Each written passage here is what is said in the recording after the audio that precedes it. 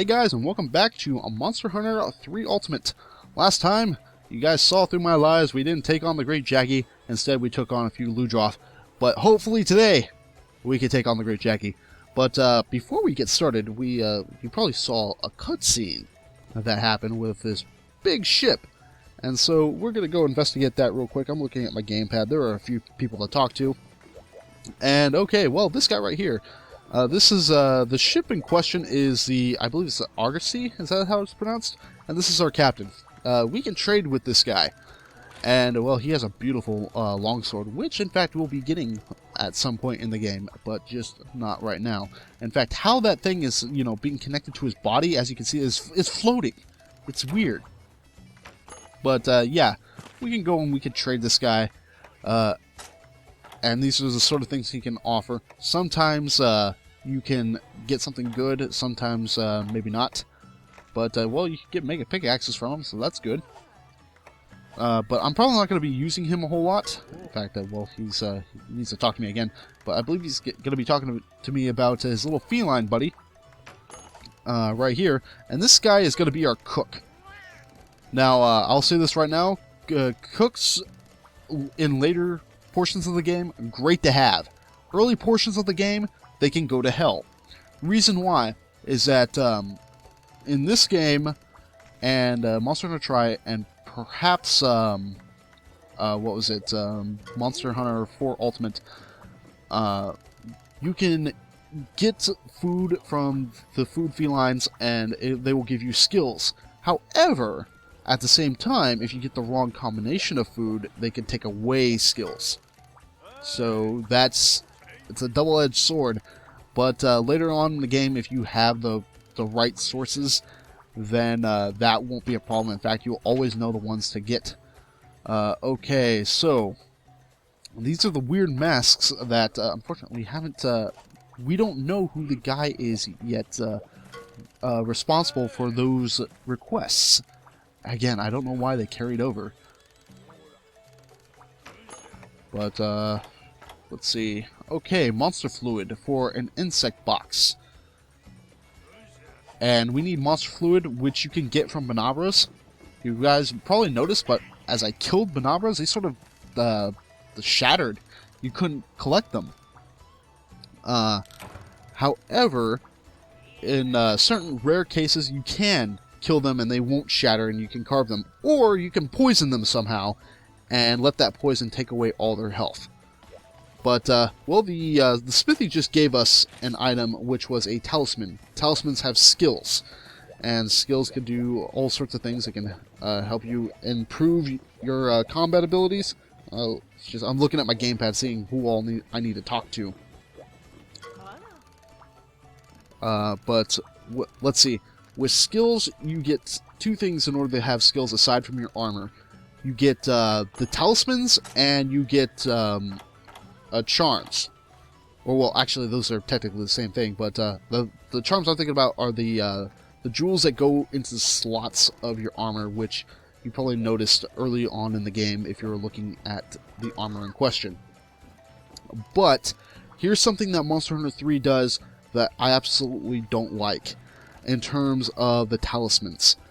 Now, in Monster Hunter Tri, you had a series of charms in tables. So you had several tables, and every table had certain charms in them with different abilities.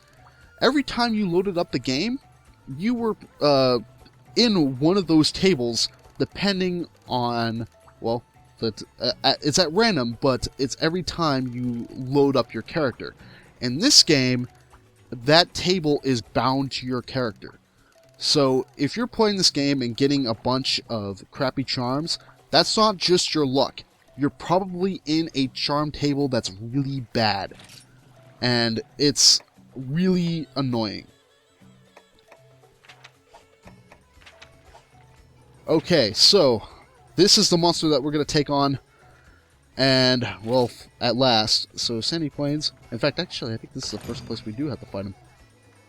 Well, we are going to need to hunt him sooner or later, so yeah, just taking a look at my items, make sure I'm all nice and prepared. This bubble here is really getting on my nerves, so I'm going to talk to this guy one more time. Okay, yeah, so he's just going to tell us about our cook. He's going to give us a voucher, which makes things nice and fresh and almost fit to serve a king. And who else do I need to talk to? I mean, Jesus Christ, there's so many people. It's sort of an OCD factor, you know. Okay. There is actually one more person I need to talk to, but but that person's in the house, and I'm not, well, I'm not going to bother with that right now. Okay, so we are in the Sandy Plains. Sandy Plains is actually an interesting place because depending on where you're at, this place is either really hot or really cold. If you come here at night, certain places are really cold, other places in the daytime are really hot, so you need a certain drink in order to make sure things don't go south. If you look at Area 5, that's where our target is at, so we need to go over to Area 5 and we need to say hello to the Great Jaggy. In fact, I think I'm actually in the wrong quest. I'm not gonna lie. I legitimately think I'm in the wrong quest. Because I remember there's a cutscene in the, what's it called? The deserted island that features the Great Jaggy. So I'm pretty sure I'm in the wrong quest. But I'm doing the quest anyway. And so, there's a couple more obstacles to avoid. So, if you're in an area that's too hot for your character will have an animation letting you know this, and you'll start losing health pretty rapidly, I might add. So, you need a cool drink in order to, well, not make yourself lose health. But, anyway, so we're going to go over to Area 5 here. And okay. Okay, actually, this is the quest I need to be in. In Monster Hunter Tri, this cutscene was actually in the deserted island, so it's sort of natural for me to get a little bit mixed up. Now, one thing you guys probably noticed was the fact that the areas are sectioned off, and you always have a loading screen between the areas. And this might be a complaint to some of you, but my argument is, if you had a map that was all connected to each other, it would, for a hunter, it would be a pretty big problem, because sometimes you need to go to an area and rest. In cases where you're being chased by a large monster, that might not be an option, because you have a large monster chasing your ass. So I approve of the whole areas being sectioned off. And so this is the Great Jaggy. He's just a much bigger Jaggy. Simple as that. However, don't let his size, I was going to say don't let his size fool you, because at the start he can be really strong. However, once you get all your items like pimped out and everything, you can literally take this guy down in a couple of hits. I'm not joking. In fact, some people like to joke around that he's been downgraded to Resource Node. A Resource Node that barely fights back. But if you look at his mouth, he's sort of puffing that smoke. That means he's in Rage Mode. Now, when he's in Rage Mode, he's a little bit faster and his attacks hit a little bit harder. And another thing you might have noticed is that I'm aiming for his head a lot. In fact, I broke his face, technically speaking. And that's the whole point. Most monsters, their weak point is their head. And so, as scary as it might be, you want to aim for the head. And when you are going in and doing... Oh, crap, I didn't want to do that. When you're going in and doing rolls to avoid attacks, you only have a limited number of frames in order to pull off that... that dodge correctly. Especially when this guy, he likes to spam his hip check attack. You have to roll into it in order to effectively dodge it. And now look at this. He's drooling. This means he's exhausted, something that was introduced in Monster Hunter 3 Tri. In this case, it's the exact opposite of Rage Mode. They will slow down and they won't hit as hard. And you can also see there that he's limping. That means he's weak and he's ready to be either captured or killed. Capturing is the same thing as killing him, only you can get certain harder to get items if you, in fact, capture him instead.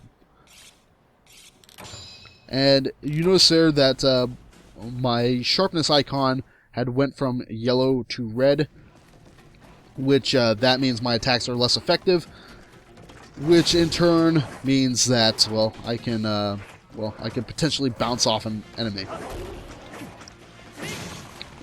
Now, I'm trying to keep my attacks at a certain distance away from him. It's not because this weapon has a sweep point. In fact, I'm not sure if it does or doesn't. But it just allows me to position myself for a dodge a little bit better. In fact, I'm not even paying attention to my health. That's something I really need to do. Okay, he is down and out. Awesome. Now, if you kill a large monster and you're attacked by, let's say, this Jaggy here, you will not lose health. So that's good. So every large monster has, I believe, at least 3 carves. I'm not sure in this game if there's certain monsters that only have a couple of carves. But I'm going to get rid of this supply item, so I don't need that.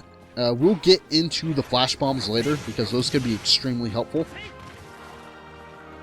But aside from that, Great Jaggy is really easy.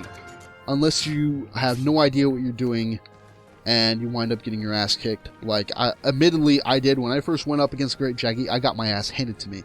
But then again, I was using Greatsword, and Greatswords are very cumbersome, especially if your enemy is really fucking fast. And we will be getting some really fucking fast enemies. But yeah, that was a Great Jaggy, done in a very short time span. And, well, let's see what sort of rewards we get. Well, not a whole lot, unfortunately. So I might go off and get some Jaggy armor or something like that, but aside from that, that has been the Great Jaggy. Really easy to kill. And thank you guys for watching, and I'll see you guys again next time. Take care.